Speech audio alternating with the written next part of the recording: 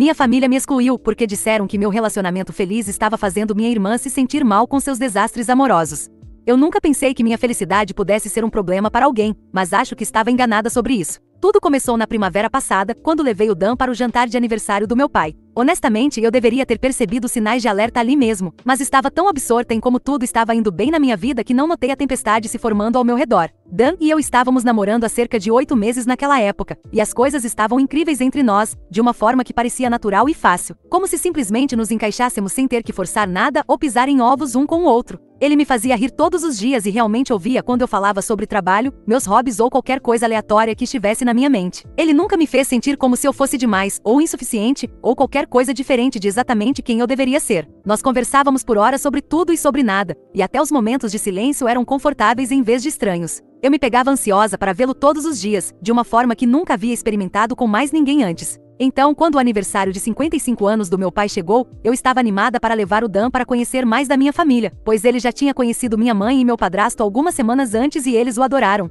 Minha mãe não parava de me mandar mensagens depois, dizendo como ele era educado e engraçado, e como ela podia ver o quão feliz ele me fazia apenas pela maneira como eu sorria quando olhava para ele. Meu padrasto até perguntou se o Dan queria ir pescar com ele no fim de semana seguinte, o que era basicamente seu selo de aprovação, já que ele geralmente leva uma eternidade para se acostumar com pessoas novas, mas o lado da família do meu pai era diferente, e eu já sabia disso, porque sempre havia algum tipo de drama ou tensão sempre que nos reuníamos, geralmente centrado na minha meia-irmã Rebecca, que tinha 28 anos, mas na maioria das vezes ainda agia como se tivesse 16. Rebecca tinha esse padrão de se apaixonar perdidamente por caras que eram obviamente errados para ela, como o colega de trabalho casado que a enrolou por 6 meses antes de sumir, ou o cara que ainda morava com a ex-namorada, mas jurava que eram apenas colegas de quarto, ou aquele que pegou $3.000 emprestados dela e depois bloqueou seu número quando ela pediu o dinheiro de volta. Toda vez que Rebecca se envolvia em um desses desastres, ela ligava para meu pai e minha madrasta chorando, dizendo que não entendia por que isso continuava acontecendo com ela. Eles largavam tudo para correr até o apartamento dela com sorvete, lenços de papel e garantias de que não era culpa dela e que ela apenas tinha azar com os homens.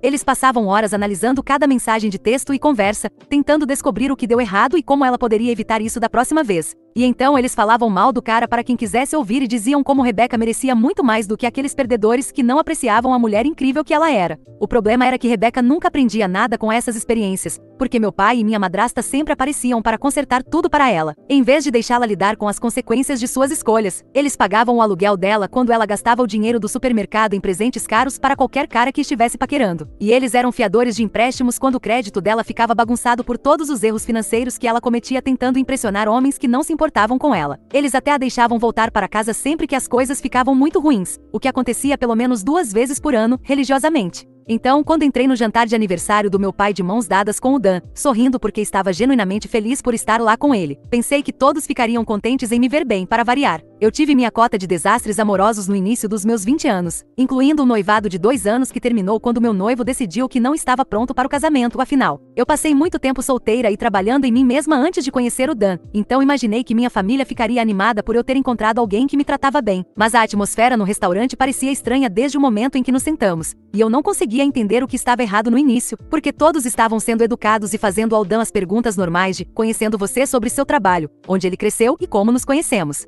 Dan estava sendo seu eu charmoso de sempre, contando histórias engraçadas sobre seu trabalho como fisioterapeuta e fazendo perguntas atenciosas sobre a vida de todos os outros. Eu podia ver que meu pai gostou dele, embora estivesse tentando manter a pose. Rebecca também estava lá, e ela tinha acabado de levar um fora na semana anterior de um cara que conheceu em um aplicativo de namoro, que descobriu-se estar usando fotos de 5 anos atrás e mentiu sobre basicamente tudo em seu perfil. Ela passou a semana inteira me mandando mensagens sobre o pesadelo que tudo aquilo foi. Como não podia acreditar que perdeu 2 meses conversando com essa pessoa que nem era real, e como estava começando a pensar que não havia mais homens bons no mundo e talvez devesse apenas arranjar um monte de gatos e desistir de namorar. Eu tentei ser solidária enquanto ela me contava tudo isso, mas honestamente, eu estava ficando cansada de ter a mesma conversa com ela repetidamente sobre como ela continuava se envolvendo com caras obviamente problemáticos e depois agia chocada, quando as coisas não davam certo. Eu nunca disse isso diretamente a ela porque não queria ser má, mas estava começando a pensar que talvez ela precisasse dar um tempo no namoro e descobrir por que continuava cometendo os mesmos erros, em vez de apenas pular de volta para os mesmos padrões com pessoas diferentes. Enfim, Rebecca estava sentada à minha frente no jantar, com uma aparência miserável e mexendo na comida enquanto todos os outros tinham conversas normais. Senti-me mal por ela porque términos sempre são ruins, mesmo quando você deveria tê-los previsto. Mas então Dan começou a contar uma história sobre um paciente dele, um senhor idoso que estava aprendendo a andar novamente após uma cirurgia no quadril, e como o cara era determinado e positivo, embora a recuperação fosse muito difícil. Eu estava rindo das partes engraçadas e simplesmente gostando de ouvi-lo falar, porque ele era um ótimo contador de histórias. Foi quando minha madrasta Karen fez um comentário sobre como deve ser bom ser tão despreocupada e feliz o tempo todo. Havia algo no tom dela que me fez levantar os olhos do meu jantar para ver o que ela queria dizer com aquilo. Ela estava olhando para mim com uma expressão que eu não conseguia decifrar, mas não era amigável. De repente percebi que Rebecca estava com lágrimas nos olhos e olhava para o prato como se estivesse tentando não chorar. Senti-me péssima porque não tinha pensado em como minha felicidade poderia ser difícil para Rebecca lidar enquanto ela passava por uma fase difícil. Então, tentei mudar de assunto e perguntar sobre seu novo emprego, mas ela apenas deu de ombros e disse que estava tudo bem sem dar detalhes. O resto do jantar foi estranho depois disso, com silêncios esquisitos e conversas forçadas, e eu continuei pegando Karen e meu pai trocando olhares. Dan e eu saímos assim que foi educadamente possível, e no caminho para casa, ele me perguntou se estava tudo bem, porque a vibe tinha ficado bem estranha no final. Eu contei a ele sobre o recente término de Rebecca e disse que achava que talvez eu tivesse sido insensível por ser tão obviamente feliz enquanto ela estava se sentindo mal. Dan disse que entendia, mas que eu não deveria ter que esconder o fato de que estava em um bom relacionamento apenas para fazer outras pessoas se sentirem melhor sobre seus problemas. Eu pensei que era o fim da história, mas na manhã seguinte recebi uma mensagem da Karen perguntando se poderíamos conversar. Liguei para ela, pensando que ela queria discutir o que aconteceu no jantar e talvez esclarecer as coisas, mas em vez disso, ela começou um discurso sobre como vinha observando meu comportamento ultimamente e estava preocupada que eu estivesse sendo insensível às lutas de Rebecca, ostentando meu relacionamento na frente dela quando ela estava passando por um momento tão difícil. Fiquei confusa porque não achava que estava ostentando nada e disse a Karen que estava apenas sendo eu mesma e compartilhando minha vida com minha família, da mesma forma que sempre fiz, mas ela disse que levar o Dan a eventos familiares, falar sobre nosso relacionamento e parecer tão obviamente feliz era doloroso para Rebecca, que já se sentia mal consigo mesma e com sua vida amorosa, e que eu precisava ter mais consideração pelos sentimentos dela. Perguntei a Karen o que exatamente ela queria que eu fizesse, e ela disse que talvez eu devesse maneirar nas demonstrações públicas de afeto e evitar falar tanto sobre o Dan quando Rebecca estivesse por perto, e que eu deveria tentar ser mais solidária com Rebecca em vez de focar apenas na minha própria felicidade o tempo todo. Apontei que eu havia sido solidária com Rebecca através de todos os seus dramas de relacionamento ao longo dos anos e que eu tinha ouvido ela desabafar sobre seus problemas inúmeras vezes sem nunca fazer com que fosse sobre mim ou meus próprios relacionamentos, mas Karen disse que não era a mesma coisa e que naquele momento, Rebecca precisava de apoio extra de sua família porque estava passando por um período particularmente difícil com namoros, e que significaria muito para ela se eu pudesse apenas ser mais sensível sobre como eu agia perto dela até que ela se recuperasse. Eu disse que tentaria estar mais ciente de como eu parecia, mas que não achava justo me pedir para esconder minha felicidade ou fingir que meu relacionamento não estava indo bem apenas para proteger os sentimentos de Rebecca. Essa conversa me incomodou por dias porque algo nela parecia errado, mas eu não conseguia identificar o que estava errado na lógica de Karen. Conversei com o Dan sobre isso, e ele disse que parecia que eles estavam me pedindo para me diminuir para acomodar os problemas da Rebecca, o que não era saudável para ninguém. Mas eu não queria causar problemas com minha família, então decidi tentar ser mais discreta sobre meu relacionamento quando estivesse perto deles, mesmo que parecesse estranho e falso. A próxima reunião de família foi a festa de formatura do meu primo, algumas semanas depois, e eu fui sozinha porque o Dan teve que trabalhar naquele fim de semana. Mesmo assim, ainda recebi olhares estranhos da Karen e do meu pai sempre que eu sorria ou ria da piada de alguém. Rebecca estava lá com um novo cara que ela tinha começado a ver, que parecia legal o suficiente no início, mas com o passar da tarde, tornou-se óbvio que ele era uma daquelas pessoas que se acha muito mais inteligente que todo mundo e precisa corrigir ou contradizer tudo o que qualquer um diz em uma conversa. Eu observei Rebecca pendurada em cada palavra desse cara, mesmo quando ele estava sendo condescendente com outras pessoas, e pude ver meu pai e Karen trocando olhares preocupados, mas não disseram nada a ela sobre isso na hora. Em vez disso, depois que a festa acabou, Karen me puxou de lado e disse que tinha notado que eu parecia muito mais relaxada e agradável quando Dan não estava por perto, e que talvez fosse melhor se eu viesse aos eventos de família sozinha por um tempo, até que Rebecca estivesse mais estabelecida em seu novo relacionamento. Fiquei chocada porque não era isso que tínhamos combinado, e eu disse a Karen que pensei que estávamos falando apenas sobre eu ser mais sensível, não sobre excluir completamente o Dan dos eventos familiares, mas ela disse que a presença dele parecia dificultar as coisas para Rebecca, que seria apenas temporário até que ela se sentisse mais segura sobre sua própria vida amorosa, e que realmente ajudaria a dinâmica familiar se eu pudesse simplesmente concordar com isso por enquanto. Eu disse absolutamente não, porque Dan era meu parceiro e eu não ia tratá-lo como um segredo sujo só porque Rebecca não conseguia lidar com a visão de outras pessoas em relacionamentos felizes. Karen ficou na defensiva e disse que eu estava sendo egoísta e colocando meus próprios desejos à frente do bem-estar emocional de minha irmã, e que se eu realmente me importasse com Rebecca, estaria disposta a fazer esse pequeno sacrifício para ajudá-la a superar um momento difícil, mas para mim não parecia nada pequeno. E eu disse a Karen que Rebecca tinha 28 anos e precisava aprender a lidar com seus próprios problemas em vez de esperar que todos os outros reorganizassem suas suas vidas em torno de seus sentimentos. Karen disse que eu estava sendo cruel e insensível, e que Rebecca sempre teve dificuldades com relacionamentos e precisava de apoio de sua família, em vez de julgamento e crítica. Apontei que a razão pela qual Rebecca continuava lutando era porque meu pai e Karen nunca a deixavam enfrentar as consequências de suas más escolhas, e que sempre aparecer para resgatá-la ou fazer todo mundo acomodar seus problemas não estava, na verdade, ajudando-a a crescer ou aprender nada. Karen disse que isso era uma coisa horrível de se dizer sobre minha própria irmã e que não podia acreditar que eu estava sendo tão fria e egoísta quando Rebecca mais precisava de mim. A conversa escalou a partir daí, com Karen me acusando de ter ciúmes da atenção que Rebecca recebia do meu pai, e eu apontando que, na verdade, eu estava tentando viver minha própria vida adulta independente em vez de constantemente criar drama que exigia intervenção familiar. No final, nós duas estávamos muito bravas, e Karen disse que talvez eu precisasse de um tempo para pensar sobre que tipo de irmã e filha eu queria ser, e que eu seria bem-vinda de volta às atividades familiares quando estivesse pronta para ser mais solidária e menos egocêntrica. Saí de lá me sentindo um lixo, porque eu genuinamente não conseguia entender como querer levar meu namorado aos eventos de família me tornava egoísta ou insensível. Eu não fui nada além de paciente com os constantes desastres de relacionamento de Rebecca por anos e nunca a fiz se sentir mal por suas escolhas, mesmo quando eram decisões obviamente terríveis que qualquer um podia ver de longe. Quando contei a Adão o que aconteceu, ele ficou furioso por mim e disse que minha família estava sendo completamente sem noção e manipuladora. Ele disse que parecia que eles tinham essa dinâmica doentia onde Rebecca era o centro das atenções sempre que tinha problemas, e qualquer um que não participasse desse drama era tratado como se estivesse sendo mal ou insensível, e que isso não era justo comigo de forma alguma. Eu não tive notícias do meu pai ou da Karen por quase 2 semanas após o confronto, o que era incomum, porque normalmente conversávamos ou trocávamos mensagens pelo menos algumas vezes por semana. Fiquei esperando que um deles entrasse em contato para se desculpar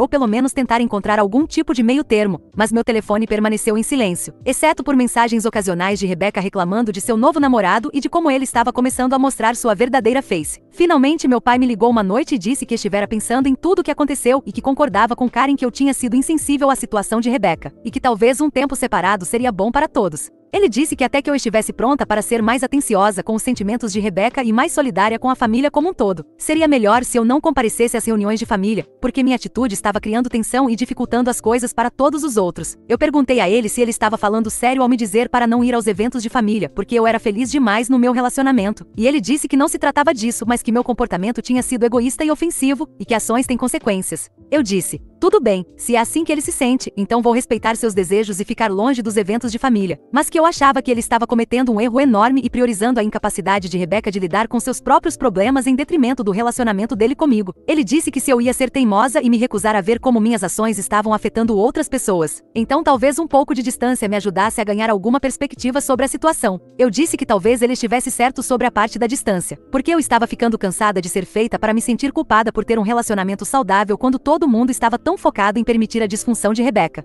Depois que desliguei, sentei-me no meu carro no estacionamento do meu escritório e chorei por uns 20 minutos, porque não conseguia acreditar que meu próprio pai estava essencialmente me banindo da família, porque eu não estava disposta a fingir ser miserável para fazer minha meia-irmã se sentir melhor sobre suas más escolhas de vida. Parecia um mundo bizarro, onde ser feliz e estável era tratado como uma falha de caráter e onde causar drama constante era recompensado com atenção e apoio. Dan me encontrou quando cheguei em casa, olhou para o meu rosto e me puxou para um abraço sem nem perguntar o que estava errado. Eu contei a ele toda a conversa enquanto ele massageava minhas costas e me deixava chorar em sua camisa. Ele disse que minha família era tóxica e que eu merecia mais do que ser tratada como se minha felicidade fosse algum tipo de fardo ou inconveniente para outras pessoas, e que talvez essa pausa forçada deles fosse na verdade uma coisa boa, porque me daria algum espaço para ver o quão bagunçada toda a dinâmica realmente era. Eu pensei que ele poderia estar certo sobre isso, porque quanto mais eu pensava, mais eu percebia que meu pai e Karen sempre trataram Rebecca como se ela fosse frágil e precisasse de proteção constante da realidade, enquanto esperavam que eu fosse independente e lidasse com meus próprios problemas sem nenhum apoio ou reconhecimento. Sempre que eu tive problemas de relacionamento no passado, eles ouviam educadamente por alguns minutos e depois mudavam de assunto ou me davam conselhos genéricos sobre como as coisas se resolveriam eventualmente, mas com Rebecca, eles passavam horas analisando cada detalhe e elaborando planos para ajudá-la a se sentir melhor. Nas semanas seguintes, eu me vi realmente aproveitando a pausa do drama familiar, porque não precisava me preocupar em pisar em ovos perto de Rebecca ou monitorar meu comportamento para ter certeza de que não estava sendo feliz ou bem-sucedida de mais de uma forma que pudesse ferir seus sentimentos. Dan e eu fomos a shows, experimentamos novos restaurantes e fizemos viagens de fim de semana sem que eu tivesse que calcular se algo disso faria Rebecca se sentir mal com sua própria vida, e foi revigorante simplesmente existir sem me questionar constantemente. Minha mãe notou que eu parecia mais relaxada quando almoçamos em um sábado, e quando contei a ela o que havia acontecido com o lado da família do meu pai, ela ficou horrorizada.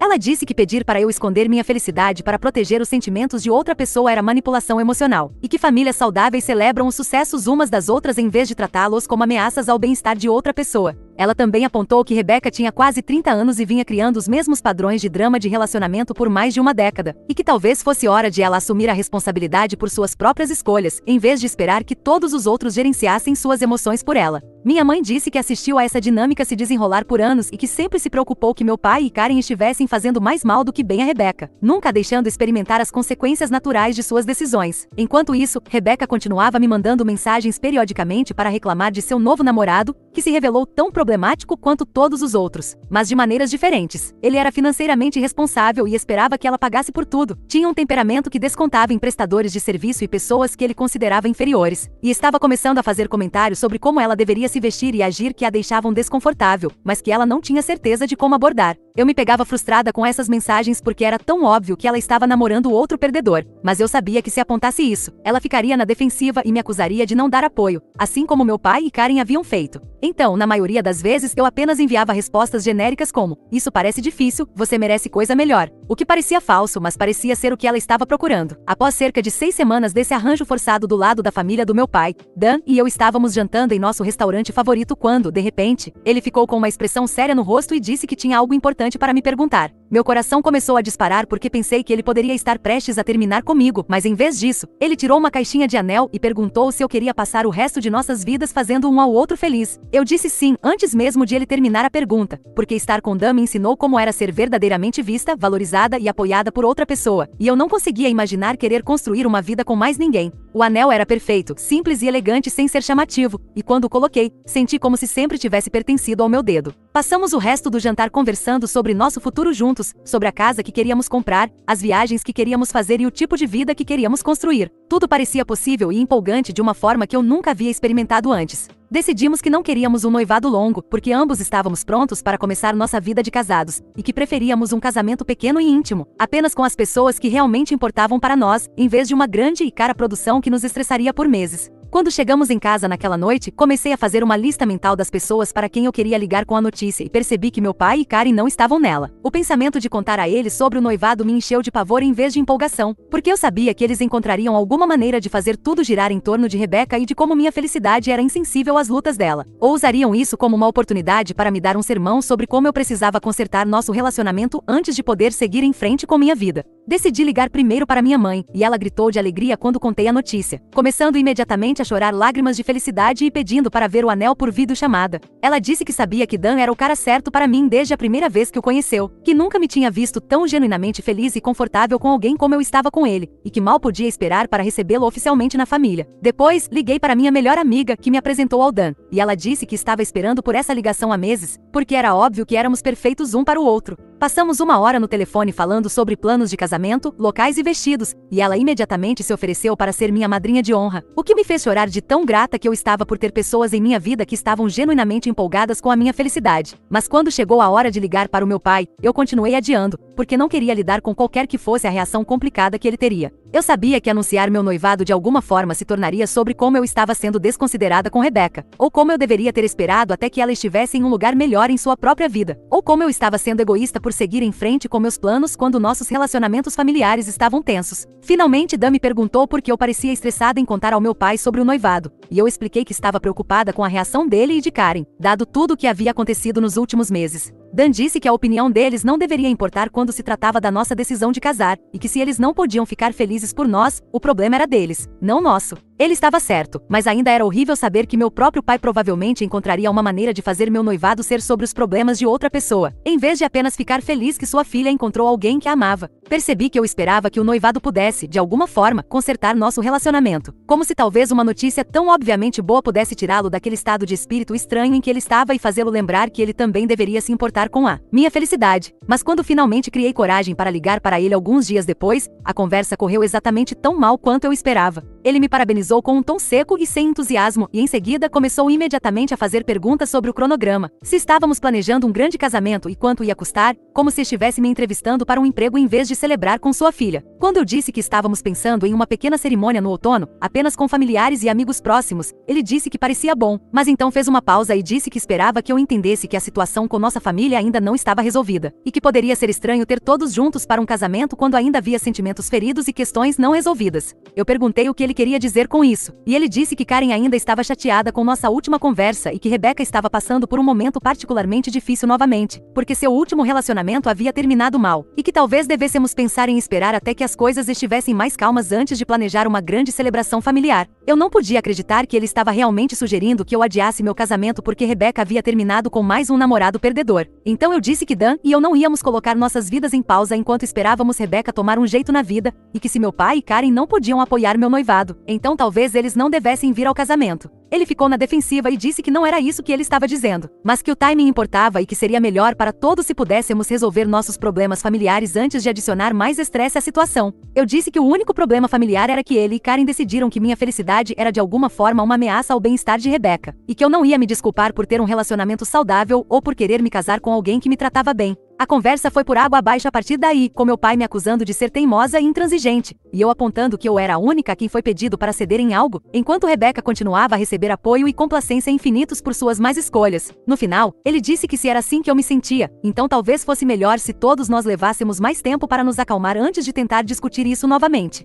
Desliguei me sentindo um lixo porque não podia acreditar que meu próprio pai estava essencialmente me dizendo que meu noivado era um inconveniente para ele. Dan me encontrou chorando na cozinha e me abraçou enquanto eu contava o que aconteceu. Ele disse que teríamos o casamento mais lindo, com as pessoas que realmente nos amavam e apoiavam, e que quem não pudesse celebrar nossa felicidade não merecia estar lá de qualquer maneira. Nas semanas seguintes, comecei a planejar o casamento com minha mãe, minha melhor amiga e algumas outras amigas próximas. E foi incrível como tudo pareceu mais fácil quando eu não estava me preocupando em acomodar pessoas que, em primeiro lugar, não queriam estar lá. Encontramos um local perfeito em uma pequena vinícola fora da cidade e planejamos uma cerimônia que seria íntima e significativa, em vez de tentar gerenciar um monte de dinâmicas familiares complicadas. Eu continuei esperando que meu pai ligasse para se desculpar e pedir para se envolver no planejamento do casamento, mas meu telefone permaneceu em silêncio, exceto pelo texto ocasional de Rebecca sobre qualquer nova crise que estivesse acontecendo em sua vida. Ela finalmente terminou com um namorado financeiramente irresponsável, mas agora estava obcecada por um cara da academia que mal notava sua existência, e estava convencida de que se conseguisse descobrir a maneira certa de abordá-lo, ele perceberia que eles foram feitos um para o outro. A coisa toda era tão previsível e frustrante que me peguei apenas apagando suas mensagens sem responder, porque estava cansada de esperarem que eu fornecesse apoio emocional para seus problemas autocriados enquanto não recebia nenhum apoio ou reconhecimento pelas coisas positivas que aconteciam em minha própria vida. À medida que a data do casamento se aproximava, tive que tomar a difícil decisão de enviar convites para meu pai e Karen, porque uma parte de mim ainda esperava que eles caíssem em si e quisessem fazer parte deste dia importante em minha vida. Mas quando liguei para avisar que o convite estava a caminho, meu pai disse que ele e Karen haviam discutido e que não achavam que seria apropriado eles comparecerem, dado o estado atual de nossos relacionamentos. Perguntei se ele estava falando sério ao escolher não ir ao casamento de sua própria filha, porque eu não concordei em esconder minha felicidade para fazer Rebecca se sentir melhor, e ele disse que não era sobre isso, mas que ainda havia questões não resolvidas entre nós que precisavam ser abordadas antes que pudéssemos seguir em frente. Eu disse que a única questão era a recusa dele em me tratar com a mesma consideração e apoio que ele dava a Rebecca, e que se ele estava disposto a perder meu casamento por causa disso,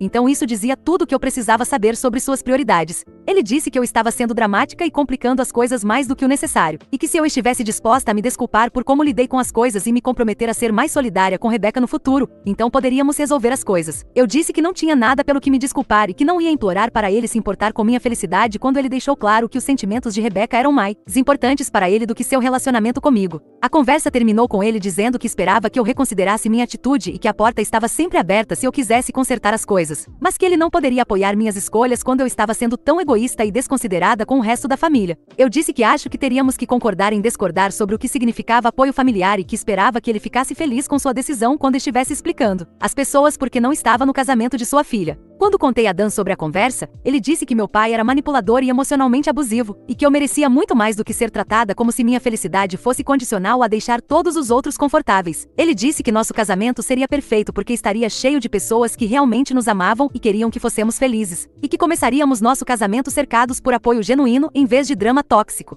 Ele estava absolutamente certo, porque o dia do nosso casamento acabou sendo o dia mais lindo e alegre da minha vida. Minha mãe me levou ao altar, já que meu pai escolheu não estar lá, e ela parecia tão orgulhosa e feliz que quase comecei a chorar antes mesmo de chegar ao Dan. A cerimônia foi tudo que sonhamos, íntima, sincera e cercada por pessoas que estavam genuinamente animadas para celebrar nosso amor. Na recepção, minha mãe fez o discurso mais incrível sobre como me viu crescer e me tornar uma mulher que merecia ser cuidada e apoiada, e como estava grata por Dan ter entrado em minha vida para me amar da maneira que eu mereço ser amada. Minha melhor amiga falou sobre como era óbvio que Dan e eu fomos feitos um para o outro e como ela nunca tinha visto duas pessoas mais perfeitamente adequadas para fazerem uma outra feliz. O dia inteiro pareceu exatamente o que um casamento deveria ser, uma celebração de amor e compromisso, cercada por pessoas que não queriam nada mais do que nos ver ter sucesso e prosperar juntos. Não houve drama, tensão ou ninguém fazendo exigências sobre como deveríamos nos sentir ou agir, apenas pura alegria, amor e apoio das pessoas que mais importavam. Mas as consequências do casamento trouxeram um nível totalmente novo de drama familiar que eu não havia antecipado. Alguns dias depois que voltamos da nossa lua de mel, comecei a receber mensagens raivosas da Karen sobre como ela se sentia magoada e traída por termos seguido em frente com o casamento sem tentar mais arduamente incluí-los, e como ela não podia acreditar que eu estava disposta a destruir nossos laços familiares por uma discordância tão pequena.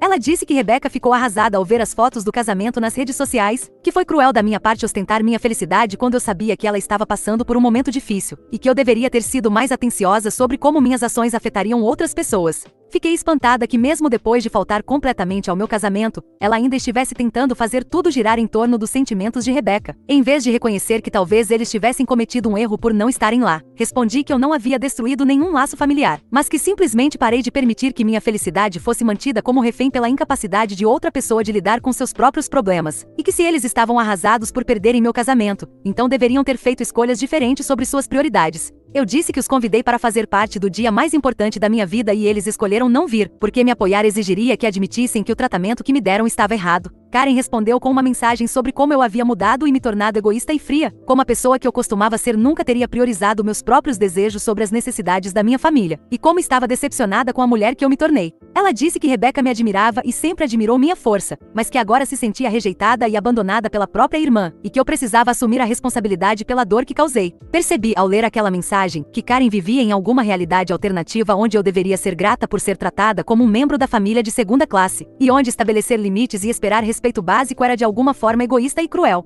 Ela genuinamente parecia acreditar que eu deveria ter me sentido honrada em sacrificar minha própria felicidade e o dia do meu casamento para acomodar os problemas emocionais de Rebecca, e que minha recusa em fazê-lo me tornava uma pessoa má. Decidi não responder à mensagem dela, porque claramente não adiantava tentar argumentar com alguém que estava tão investido em manter essa dinâmica distorcida, onde os problemas de Rebecca eram responsabilidade de todos os outros. Em vez disso, bloqueei o número dela e foquei em aproveitar meu novo casamento e a vida que Dan e eu estávamos construindo juntos. Meu pai ligou algumas semanas depois, e pensei que talvez ele fosse se desculpar e tentar consertar nosso relacionamento, mas em vez disso, ele começou um discurso sobre como meu comportamento desde o casamento havia sido inaceitável e doloroso, e como eu precisava entrar em contato com Karen e Rebecca para fazer as pazes pela dor que lhes causei. Ele disse que a família deveria ser mais importante que qualquer outra coisa e que minha disposição em cortá-los por essa discordância mostrava que eu havia perdido a noção do que realmente importava na vida. Perguntei a ele se ele realmente achava que a família era a coisa mais importante, e em caso afirmativo, porque ele esteve disposto a perder o casamento de sua própria filha em vez de admitir que estava me tratando injustamente. Eu disse que sempre coloquei a família em primeiro lugar, mas que finalmente percebi que o relacionamento tinha que ser uma via de mão dupla e que eu não ia continuar sacrificando o meu bem-estar para manter laços com pessoas que não me valorizavam ou respeitavam. Ele disse que eu estava sendo dramática e que ninguém me pediu para sacrificar meu bem-estar, mas que fazer parte de uma família às vezes significa colocar as necessidades de outras pessoas à frente de seus próprios desejos, e que minha recusa em fazer isso quando Rebecca precisava de apoio mostrava que eu era egoísta e imatura. Eu disse que vinha colocando as necessidades dos outros à frente das minhas por anos e que na única vez em que pedi consideração e respeito básicos em troca, me disseram que eu estava sendo irracional e exigente. A conversa andou em círculos por mais 20 minutos, com ele insistindo que eu estava errada e precisava consertar as coisas, e eu apontando que não fui eu quem criou a situação em primeiro lugar.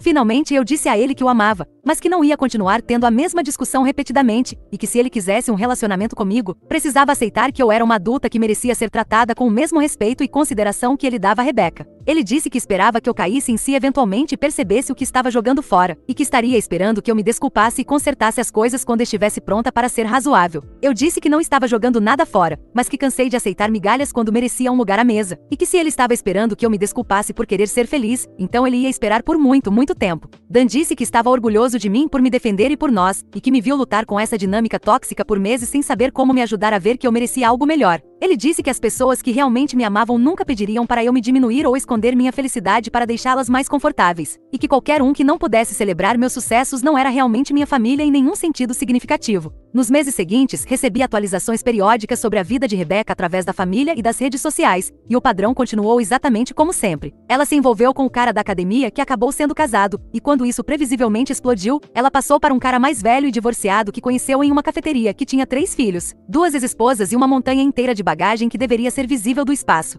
Cada novo desastre seguia o mesmo roteiro, com Rebecca ligando para meu pai e Karen aos prantos sobre como não conseguia entender por que essas coisas continuavam acontecendo com ela, e eles largando tudo para correr e confortá-la e analisar o que deu errado. Segundo meu primo, que ainda falava com todos, meu pai estava pagando o aluguel de Rebecca nos últimos 3 meses porque ela ficou tão sobrecarregada emocionalmente com seu último término que não conseguia se concentrar no trabalho e havia sido advertida várias vezes por baixo desempenho. Enquanto isso, Dan e eu estávamos nos estabelecendo na vida de casados da maneira mais maravilhosa, e a cada dia eu me sentia mais grata por ter escolhido priorizar minha própria felicidade em vez de continuar a permitir a disfunção da minha família. Compramos uma pequena casa com um jardim onde Dan podia cultivar tomates e ervas, e adotamos um cão resgatado chamado Charlie, que nos fazia rir todos os dias com sua personalidade boba e energia infinita, mas cerca de 8 meses após o casamento. A parcelativa foi estilhaçada quando meu pai me ligou no trabalho uma tarde, e pude perceber pelo tom dele que algo estava seriamente errado. Ele disse que Rebecca havia sido hospitalizada após o que parecia ser uma tentativa de tirar a vida, e que ela havia deixado um bilhete dizendo que não aguentava mais se sentir um fracasso em comparação com todo mundo, e que estava cansada de ser a decepção da família enquanto eu tinha a vida perfeita. Senti como se tivesse sido atingida por um caminhão, porque embora Rebecca e eu tivéssemos nossos problemas, eu nunca quis que nada de terrível acontecesse com ela, e a ideia de que ela pudesse ter se machucado por causa de qualquer coisa relacionada a mim era devastadora. Perguntei ao meu pai se ela estava bem e em qual hospital estava, e ele disse que ela estava estável, mas que os médicos queriam mantê-la em observação por alguns dias para garantir que ela estivesse segura.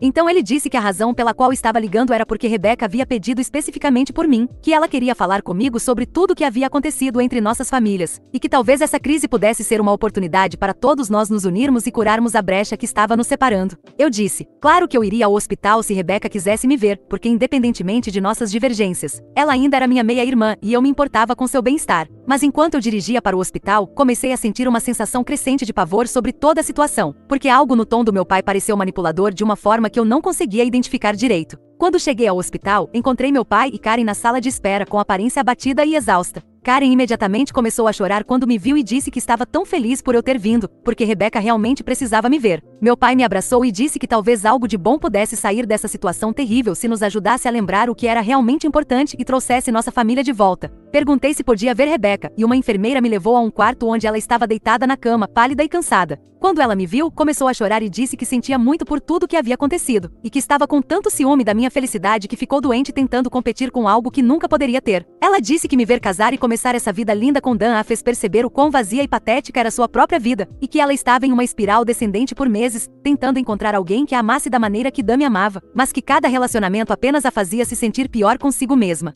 Ela disse que na noite em que tomou os comprimidos, ela estava olhando nossas fotos de casamento online e sentindo que nunca seria boa o suficiente para merecer aquele tipo de felicidade. Senti-me péssima ao ouvi-la falar assim, porque eu nunca quis que minha felicidade fosse uma fonte de dor para ninguém, e eu disse a ela que seu valor como pessoa não tinha nada a ver com seu status de relacionamento e que ela merecia amor e felicidade tanto quanto qualquer outra pessoa. Eu disse que sentia muito por ela estar sofrendo tanto e que gostaria que ela tivesse sentido que podia conversar comigo sobre o que estava passando, em vez de deixar tudo chegar a esse ponto. Mas então ela disse algo que fez meu sangue gelar, que meu pai e Karen haviam lhe dito que eu disse que a achava patética e que nunca encontraria ninguém porque era muito carente e desesperada, e que eu andava rindo de seus problemas de relacionamento com o Dan e zombando dela pelas costas. Fiquei chocada porque eu nunca tinha dito nada parecido sobre a Rebecca para ninguém, e a ideia de que meu pai e Karen mentiriam para ela sobre algo tão cruel era quase inacreditável. Eu disse a Rebecca que eu absolutamente nunca disse aquelas coisas sobre ela, que quem quer que tenha lhe dito isso estava mentindo, e perguntei onde ela havia conseguido essa informação. Ela pareceu confusa e disse que Karen lhe contou sobre uma conversa que ela teria ouvido entre mim e o Dan, onde nós supostamente estávamos fazendo piadas sobre os desastres amorosos de Rebecca e falando sobre como era embaraçoso ser parente de alguém tão desesperada por atenção masculina. Fiquei furiosa, porque percebi que Karen havia inventado completamente essa história para fazer Rebecca se sentir ainda pior consigo mesma e para me pintar como algum tipo de vilã que zombava de sua dor. Eu disse a Rebeca que a conversa que ela estava descrevendo nunca aconteceu, que eu nunca diria esse tipo de coisa sobre ela ou qualquer outra pessoa e que Karen havia mentido para ela por razões que eu não conseguia entender. Rebeca pareceu incerta e disse que Karen parecia tão segura sobre o que tinha ouvido, e que aquilo pareceu verdade por causa de quão bem-sucedida e feliz eu parecia em comparação com o quão miserável ela estava. Eu disse que minha felicidade não tinha nada a ver com as dificuldades dela e que comparar nossas vidas não era justo com nenhuma de nós, porque éramos pessoas diferentes, com circunstâncias diferentes e escolhas diferentes. Passei cerca de 1 hora com Rebeca, conversando sobre alguns de seus sentimentos e tentando ajudá-la a ver que seu valor não era determinado por seu status de relacionamento, e que ela tinha muitas qualidades e talentos que não tinham nada a ver com o fato de estar ou não namorando alguém. Quando saí, ela parecia um pouco mais estável e disse que estava grata por eu ter ido vê-la, e que talvez pudéssemos trabalhar na reconstrução do nosso relacionamento assim que ela saísse do hospital. Mas quando voltei para a sala de espera, eu estava absolutamente furiosa com o que Karen havia feito e a confrontei sobre as mentiras que ela contou a Rebeca, sobre eu supostamente estar zombando dela. Karen ficou na defensiva e disse que nunca havia dito nada parecido a Rebeca, e que talvez Rebeca tivesse entendido mal alguma coisa ou ficado confusa por causa de seu estado emocional. Eu disse que Rebeca tinha sido muito específica sobre o que Karen supostamente ouviu, e que era óbvio que alguém deliberadamente lhe deu informações falsas para fazê-la se sentir pior consigo mesma e para colocá-la contra mim. Karen disse que eu estava sendo paranoica, que ninguém estava tentando colocar ninguém contra mim, e que talvez eu devesse focar em apoiar Rebeca em vez de criar mais drama durante uma crise familiar. Meu pai interveio e disse que aquele não era o momento nem o lugar para acusações e discussões, e que todos nós precisávamos nos unir para apoiar Rebeca em vez de brigar uns com os outros. Eu disse que queria absolutamente apoiar Rebeca, mas que não ia ficar parada enquanto alguém mentia sobre mim para manipular suas emoções, e que quem quer que tenha lhe dito aquelas coisas sobre mim devia a ela um pedido de desculpas e uma explicação. A coisa toda se transformou em uma discussão enorme ali mesmo na sala de espera do hospital, com Karen me acusando de ser egoísta e de fazer a crise de Rebeca girar em torno de mim, e eu apontando que alguém nesta família tinha um padrão de mentir e manipular situações para criar drama, e que o estado emocional de Rebeca estava sendo usado como uma arma contra mim, como sempre foi. Finalmente meu pai disse que se eu não podia ser solidária durante este momento difícil, então talvez eu devesse ir embora, porque Rebeca não precisava do estresse de um conflito familiar enquanto tentava se recuperar. Eu disse que não fui nada além de solidária com Rebeca, mas que não ia deixar ninguém usar sua vulnerabilidade como desculpa para mentir sobre mim ou manipular a situação para seus próprios fins. Saí do hospital sentindo como se tivesse sido passada por um moedor de carne, porque a coisa toda pareceu uma armação para me fazer parecer a vilã e para me forçar a voltar à dinâmica familiar disfuncional da qual eu trabalhei tanto para escapar. Era como se eles tivessem usado a crise emocional genuína de Rebeca como uma oportunidade para me arrastar de volta para sua teia de manipulação e culpa, e eu me senti enjoada com a situação toda. Quando cheguei em casa e contei a Dan o que havia acontecido, ele ficou absolutamente furioso com as mentiras que Karen contou a Rebeca sobre mim, e disse que usar a tentativa de suicídio de alguém como forma de manipular relacionamentos familiares era uma das coisas mais nojentas que ele já tinha ouvido. Ele disse que mesmo que a crise de Rebeca fosse genuína, a maneira como meu pai e Karen lidaram com isso foi abusiva e errada, e que eu não deveria me sentir culpada por me recusar a participar de seus jogos tóxicos. Nos dias seguintes, recebi várias ligações do meu pai me pedindo para voltar ao hospital e passar mais tempo com Rebeca, dizendo que ela estava perguntando por mim e que minha presença parecia ajudá-la a se sentir melhor, mas toda vez que eu ia, Karen também estava lá e fazia comentários passivo-agressivos. Finalmente, depois de cerca de 1 semana disso, eu disse ao meu pai que continuaria a apoiar Rebeca o máximo que pudesse, mas que não ia fingir que os problemas em nossos relacionamentos familiares eram minha culpa, e que usar a crise de Rebeca para tentar me manipular a aceitar a culpa por coisas que não fiz estava piorando toda a situação para todos. Ele disse que ninguém estava tentando manipular ninguém e que se eu realmente me importasse com Rebeca, estaria disposta a assumir a responsabilidade por minha parte em seu colapso emocional. Eu disse que me importava muito com Rebeca, mas que não era responsável por sua saúde mental ou por seus problemas de relacionamento, e que sugerir o contrário era injusto para nós duas. Rebeca recebeu alta do hospital alguns dias depois, com um plano de terapia ambulatorial e gerenciamento de medicação, e eu fiz questão de manter contato com ela regularmente para ver como estava e oferecer qualquer apoio que pudesse, mas também mantive meus limites com meu pai e Karen, porque pude ver que eles ainda estavam tentando usar a situação para me culpar e me fazer aceitar a versão deles dos eventos e pedir desculpas por coisas que eu não fiz. Finalmente cansei. Eu disse a ele que tentei por meses manter algum tipo de relacionamento, apesar da maneira como me trataram, e que continuei a apoiar Rebeca mesmo depois de eles usarem sua crise para tentar me manipular, mas que eu estava farta de ser o bode expiatório da família enquanto eles se pintavam como as vítimas do meu suposto egoísmo. Ele disse que eu estava sendo dramática, que a família era mais importante que o orgulho e que se eu me afastasse deles por causa disso, me arrependeria pelo resto da vida. Eu disse que a única coisa da qual me arrependia era de ter desperdiçado tanto tempo e energia tentando manter relacionamentos com pessoas que estavam determinadas a me ver como a vilã, não importava o que eu fizesse, e que eu finalmente estava pronta para aceitar que algumas pessoas nunca mudariam.